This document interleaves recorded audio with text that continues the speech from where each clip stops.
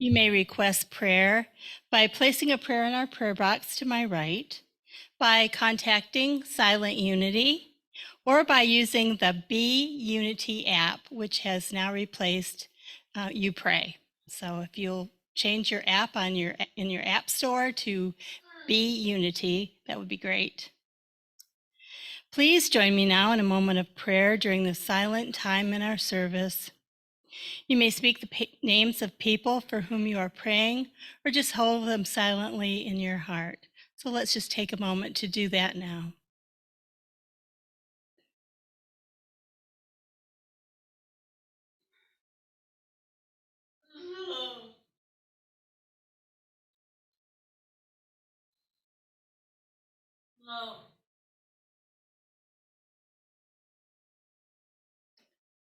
Please especially hold Lavon, Ariel, and Helen in your heart during this time. Thank you.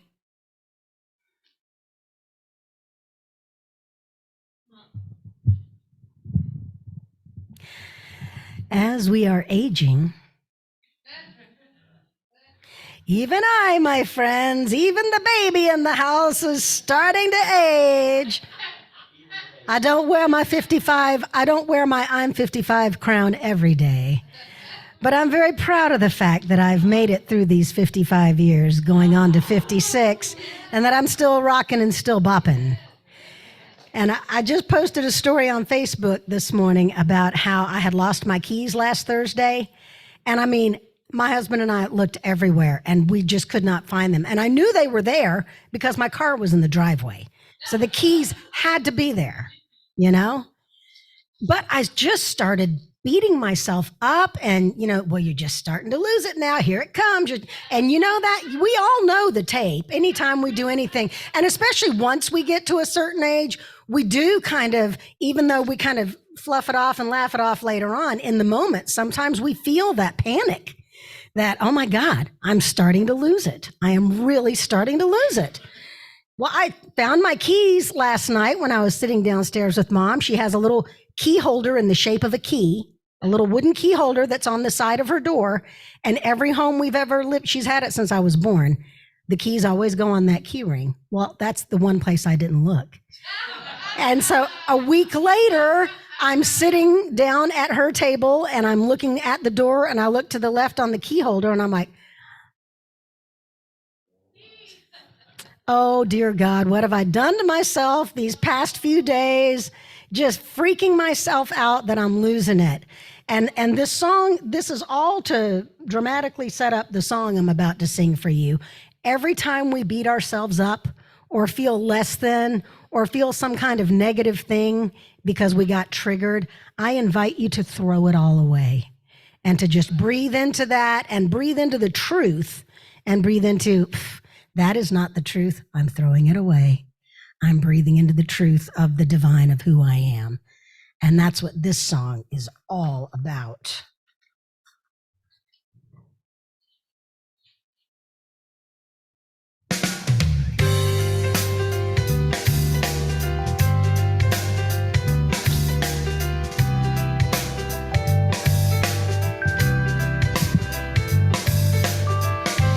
We don't need all of the drama that can come from holding on to hate.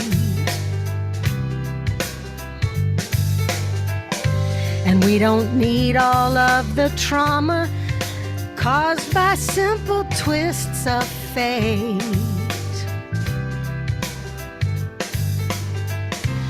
All the sadness and the madness we've been holding on to, such a heavy weight.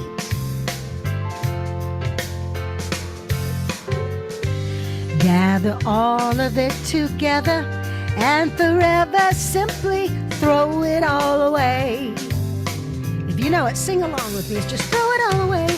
Throw it all away. All the crazy, all of the crazy, yeah, just throw it all away. All of the stupid, yeah, just throw it all away. All the ridiculous, just throw it all away. How about all those hidden fears, the wasted years, the twists of fate? Put them in a big balloon, then let it go and watch it drift away. All those sorrows of tomorrow that are weighing on you, let them fall away. Now you're lighter than a feather, 'cause you're so clever, yeah, you threw it all away. Sing it with me, throw it all away. Throw it all away. All of the crazy, yeah, just throw it all away. All of the stupid, I'll just throw it all away. All the ridiculous, just throw it all away. Throw away your ivory tower. Throw away your lack of power. Throw away those burning bridges of the past. Live in the moment, free at last, and throw it all away. If it ain't good for you, then throw it all away. Everything you ain't using, throw it all away. Do what you got to do and throw it all away. Oh, throw it all away. All of the disillusion, throw it all away. All of the disappointment, throw it all away. Do what you have to do and throw it all away.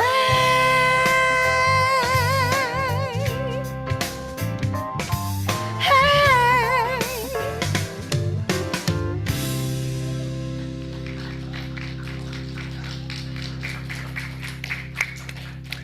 Thank you, Jennifer. Thank you, Jennifer. All right. Good morning, everybody. Good to see you all here in the sanctuary and those folks out there in Zoom world. Always good to see you as well. Let's get started. You know, sometimes people will talk to me and they come up to me and they ask, where do I get my ideas for some of my talks? And I have a lot of sources. You know, sometimes Unity will come out with a theme for the year or the month, and I read it and I think, yeah, that's okay. Or the Daily Word, or I read something in other New Thought publications and that works for me. Or sometimes I return to my biblical roots. You know, from my upbringing, I'll go into the Bible, I'll look at lectionary readings, and I engage in some Bible metaphysical interpretation. And other times, you know, the news or a really good cheesy sci-fi movie gives me a talk topic. And then sometimes stuff just happens in my life, right? And I start reflecting on that, and that ends up in a talk. And that's what happened with this series. Gray is good. A couple of months ago, I read a book by Ronald Miller and Shalom Schechter Shalomi, and it's called From Aging to Saging, a Revolutionary Approach to Growing Older. And while I was reading that book, Unity came out with one of their little Unity booklets, and it is called Spiritual Keys to Aging Well. It's a really good book, and we just got it. It's a little short booklet. We just got it in the bookstore, and I encourage you to go check it out. And then, as I was finishing that up just a few weeks ago, I signed up for Medicare. And we all know what that means, right? That I'm fast approaching a major milestone in the world called Age Amazing. And then the day after I signed up for Medicare, I took my first pickleball lesson. Oh, yes. Yes. where I proceeded to fall backwards, because that is a special skill. Nothing is broken, but my body told me, maybe you shouldn't be doing this. It's like a well-ordered sequence, isn't it? You start reading about aging, you start reflecting on it, you sign up for Medicare, and then you take a lesson for a sport in which 75% of the people are age 55 and over, which just happens to be the age group of people in the community where Richard and I live. We live in an active adult community. You see a pattern there, right? Yeah. Now, there's nothing really earth-shattering about anything I just shared. Nothing earth-shattering about any of those events. But these things do tend to make some of us think about aging, right? At least it did for me. And we start reminiscing and, thinking about, growing up and things going on. And for example, you remember how growing up and even into adulthood, we would sometimes tease our parents or our grandparents about all they talk about are their aches and pains and their doctor's appointments and how the world is just going to hell and everything was so much better back in the day. And now guess what? We are those people. It's like you get up one day and you look in the mirror and say, what the heck happened? Oh, my word. Of course, it's no secret that our country is getting grayer. According to the U.S. Census Bureau, by 2030, 21% of Americans will be age 65 or older, and that's up from 15% in 2018. By 2034, the number of people age 65 and over will outnumber the number of people under the age of 18. By 2060, 25% of Americans will be age 65 or over. During that same period, the Census Bureau expects that the number of people age 85 and over will triple. And are you ready for this? By that same time period, they estimate that we will add 500,000 people over the age of 100. Yeah. As of today, the average age of a member of the U.S. House of Representatives is 58. The average U.S. senator is 65. Currently, the top 24 presidential candidates, of course, we know how that's all going to go for the next year and a half, but one of them is already 80 or 81. And if the current Republican candidate is elected next year, he will be in his 80s during his term. So, recently learned also that the average age of an active Unity member is over the age of 60. And if you're wondering about Unity of Gainesville, just take a look around. We are beautiful. And yep, we're in that zone. People like Jennifer and Megan are an exception. They are not, but that's okay. And we got a few folks under 60, but for the most part, by the information that I've looked up in our files, what I have access to, our average age is about 64, 65 for our folks, okay? On the one hand, this is good news, right? It means that we're living longer. Better nutrition, better health, better care, better standards of living for many of us have given us the possibility of living longer, spending more time on this planet in our current incarnation. And since we don't know whether we'll be back, like in another life form, it kind of raises the question, doesn't it? How are we living our lives now? How are we living now? Or as Mary Oliver said, what do you plan to do with your one wild and precious life? And that's the focus for the next 2 weeks. We're going to be examining what Shachter Shalomi calls saging, or otherwise known as eldering.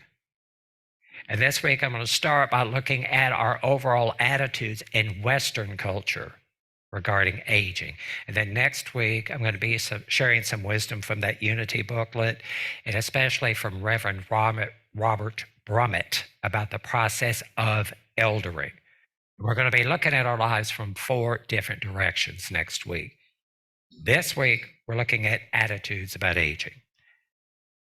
And when I talk about our attitudes regarding aging, I'm not talking about things like our attitudes toward respecting our elders.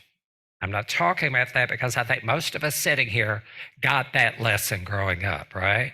Don't know about you, but for me, it was yes, sir, no, sir, yes, ma'am, no, ma'am, to every adult in my life. And if my parents were around, I got one chance to correct myself if I forgot. It usually worked like this. Yes, what? Followed by the look. And that's when I knew I had better be right with Jesus. Because I knew I had a very good chance of meeting Jesus if I did not correct my mistake. In the Bible and in other faith traditions and in other spiritual texts, we read about the importance of caring for our parents, caring for our elders, respecting the wisdom of our elders. So I'm not talking about that. What I'm talking about is how we generally feel about the aging process. The Bible isn't any help here. From the Message translation of Ecclesiastes chapter 12, verses 1 through 5, we read, "Honor and enjoy your Creator while you're still young, before the years take their toll and your vigor wanes, before your vision dims and the world blurs and the winter years keep you close to the fire." Goes on to say, "In old age, your body no longer serves you well. Muscles slacken, grip weakens, joints stiffen. The shades are pulled down on the world. You can't come and go at will. Things grind to a halt. The hum of the household fades away. You are now awakened by bird song. Hikes to the mountains are a thing of the past. Even a stroll down the road has its terrors. Your hair turns apple blossom white, adorning a fragile and impotent matchstick body. Yes, you're well on your way to eternal rest while your friends make plans for your funeral. I am not making that up. That is depressing. And it's from the Bible. And then there's this from The Coming of Age by French philosopher Simone de Beauvoir. The vast majority of mankind looks upon the coming of old age with sorrow or rebellion, and it fills them with more aversion than death itself. Wow. It just kind of makes you want to take a shot of milk and magnesia and go to bed, doesn't it? That is so depressing.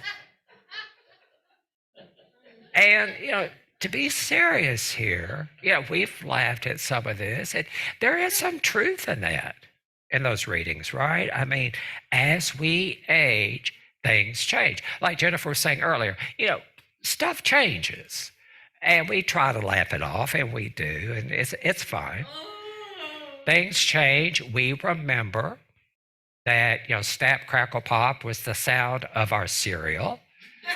Now it's the sound of our bodies, right? We remember when people wanted to spend more time with us and sought out our company and our wisdom and our expertise, and now not so much. More serious and tougher examples of this mindset is when we see our family members and we see some of our friends and we see them decline.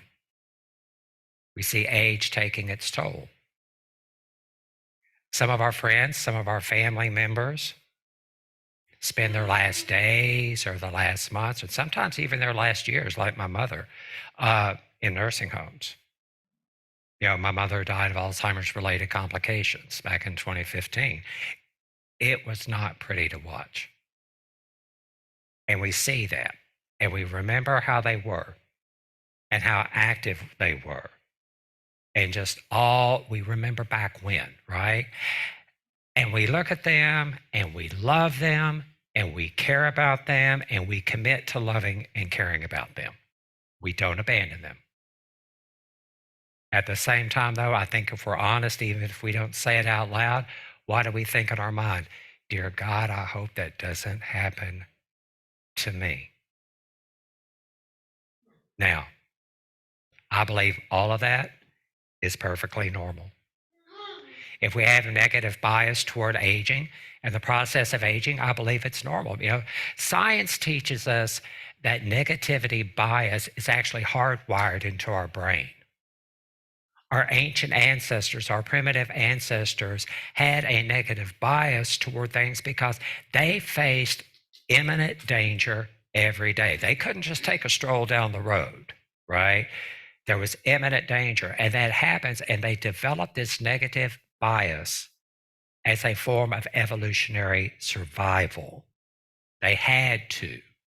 So it's hardwired, this negativity bias. So if we see aging as something negative, and if we're kind of scared of it, we're going to develop a negative bias toward it. That's normal. And I also think this negative feeling about aging is part of an overall grieving process because, again, we remember. We remember. Buddhism teaches that everything is impermanent. And Ecclesiastes, that really uplifting book where I just gave you that passage, it also teaches that there is a time and a place for everything under the sun. And we say we get it, right? We say we understand until that wisdom starts showing up in our lives. So what are we going to do with all of this uplifting information? First, barring accidents or any other unforeseen circumstances, aging is a reality we all face. Again, Buddhism teaches that suffering in life comes from attachments. So if we are attached to the idea of being forever young, whatever that looks like for us, we're eventually going to be disappointed. Remember, what we resist persists. So to begin, if we could accept the fact that aging is a reality to be accepted and not resisted and not a curse to be avoided, we're taking a step in the right direction. This approach is in alignment with Dr. Shalomi, who says that aging itself isn't the issue. It's not aging. Aging happens to most all of us. That's not the issue. It's how we approach it that makes the difference. If we were raised with a very negative attitude about aging, what the aging process looks like, chances are we're going to embody that somehow as we age. There are stories of people who had a history in their families of people dying in their 60s or much earlier in life, and they were just convinced they were going to die. And they did.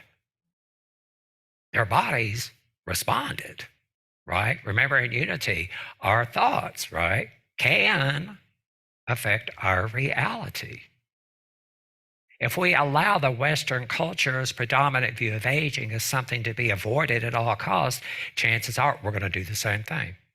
We're going to avoid it at all costs. If we buy into the narrative that, at retirement age, which a lot of us here are, but when we retire, we just need to kind of back out of the flow of life and put ourselves on the shelf of life to gather dust, chances are that's what we're going to do. And unfortunately, people are doing that, and they have done that. The good news is it doesn't have to be that way. Science teaches us that through growth and reorganization, we can rewire our brain. Remember what I said earlier about we're hardwired for negativity bias? Through growth and reorganization, we can rewire our brains to function differently. Eric Butterworth said that we can change the course of our lives by changing our thoughts. In Unity, what do we say? Third principle, our thoughts create our reality. Dr. Shalomi calls this the difference between becoming elderly and eldering. He defines an elder as a person who is still growing, still a learner, still with potential, and whose life continues to have within it promise for and connection to the future. An elder still has a connection to the future and happiness and the promise of the future, and they keep that intact. They believe it is their birthright. An elder is a person who deserves respect and honor, and they have a job to do. And their job is to take their wisdom from their life experience and formulate that into a legacy to pass on to future generations. So being elder doesn't mean you just go home and sit, right? We have work to do. According to Kay Lucci, author of Longer Life, More Joy, says, all elderhood is a time to discover inner richness. It's time to develop inner richness and spiritual growth. So it doesn't have to be just sitting at home or sitting wherever gathering dust, right? That's not what elderhood is about. That's not what growing older is always about. So today, if you're sitting there, or if you're sitting at home joining us virtually, and you're remembering and you're finding that your mind is moving a little slower, if you're losing your keys, like Jennifer, if you're falling backwards on the pickleball court like me, if we're looking in the mirror and we're noticing gray, white, or no hair, if moving our bodies reminds us of what it sounds like when you pour milk over Rice Krispies, if we're beginning to question our usefulness, if we're beginning to question if we matter, if we're just really getting in a funk and depression about aging and what that looks like, know, first of all, that's normal. So don't beat yourself up. It happens. And when we find ourselves in those places, let's not stay there. Don't stay there too long. Remember these words from Myrtle Fillmore. Let go of the mental attitude that causes a sense of burden, the belief in age that weighs you down with years. You live in God, not in years. Instead of thinking I'm getting up in years, get into the spirit of joy in living and loving. And if you can't remember all that quote, remember this. We live in God, not in years. Isn't that amazing? So just how do we get into that spirit of joy and living and loving? You got to come back next week or tune in. God bless you. Amen.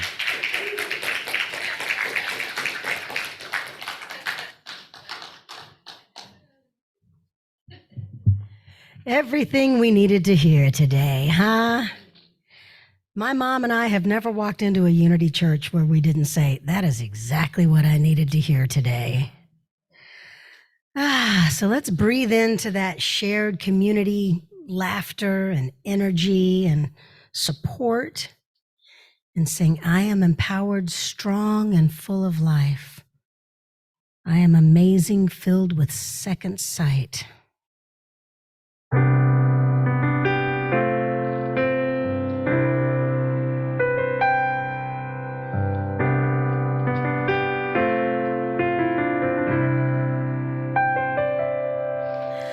I am empowered, strong, and full of life.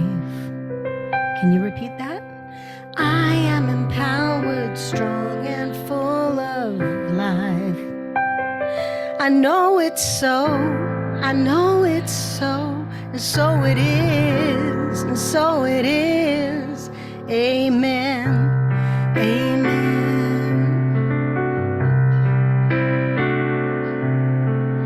I am amazing, strong, and full of life. I am amazing, strong, and full of life. And I know it's so, and I know it's so, and so it is, and so it is. Amen, amen.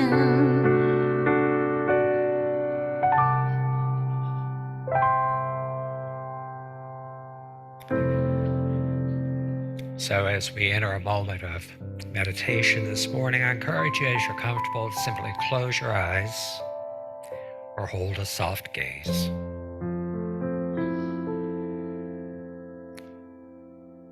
Planting your feet on the floor, making that connection to the earth below and that energy. Take a deep breath in. Hold it for 3, 2, 1, release. Let's do that one more time, breathing in. Holding for 3, 2, 1, and release.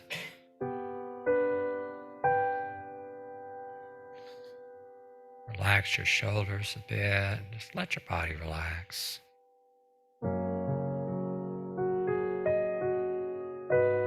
Any thoughts that are moving through your mind, let them go and pick them up later. For now is the time that we have, and this is the place we need to be. In the moment, in the now.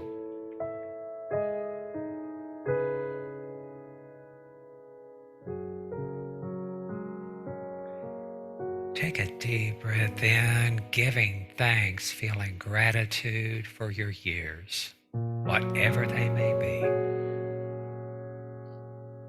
Breathe out that gratitude.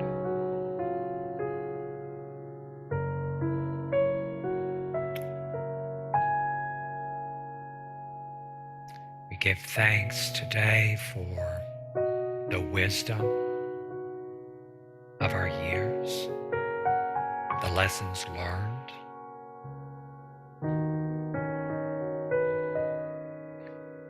We give thanks for our bodies, our minds, our souls.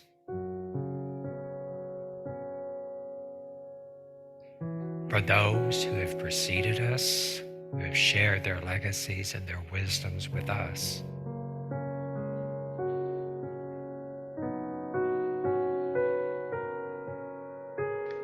Taking another deep breath in for gratitude for this moment and breathing out.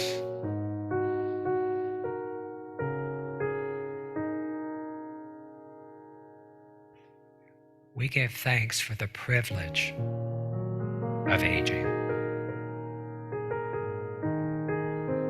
and for the blessings of aging.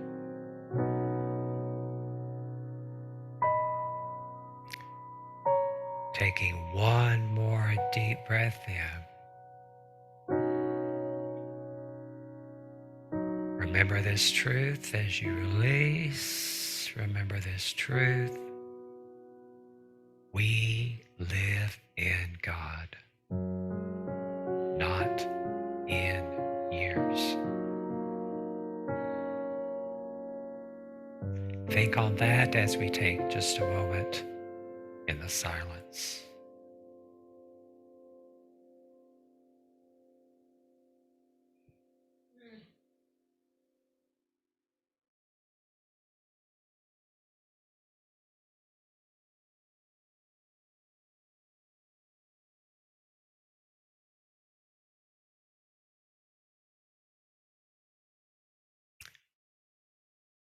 as we come back slowly, remember this truth. Allow it to set you free. Gray is good. Amen.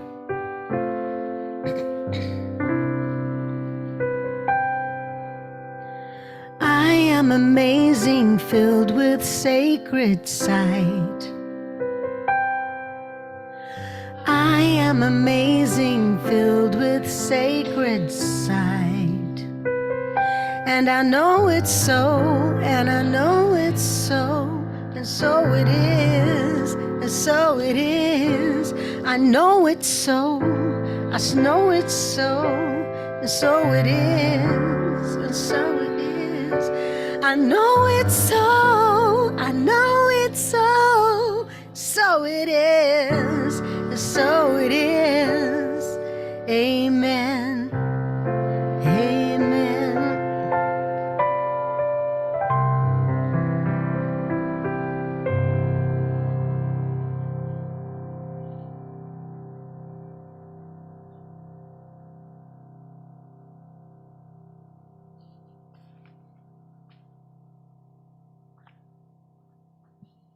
Good morning. Good morning. It is good to see you all. Thank you so much, Reverend Spears, for a great sermon. I just want to, somehow I'm the one standing in front of you today, and I just want to take a moment to say I am truly grateful for my family of origin and the women of my family of origin who left me a legacy of sucking the very marrow of the bones of life to the very last days, and they live long. And so I know I'm merely middle-aged right now because my mom has every plan of living to be 140, and she's got plans for every day of that life. So. And she probably will. I want to welcome all guests, whether you're on Zoom or here in the chapel. I don't see anyone in the chapel. Am I overlooking anyone? Is anyone new? I don't think so. If you're on Zoom, please let us know that you're new to us so we can reach out to you and welcome you properly. We are now going to do the offering. There's lots of ways to donate because we are modern and empowered. So whether you text to give, you give online, you have the Vanco app, you can mail a check, or you can put it in the basket like we always did. But we want to take a moment to bless these gifts.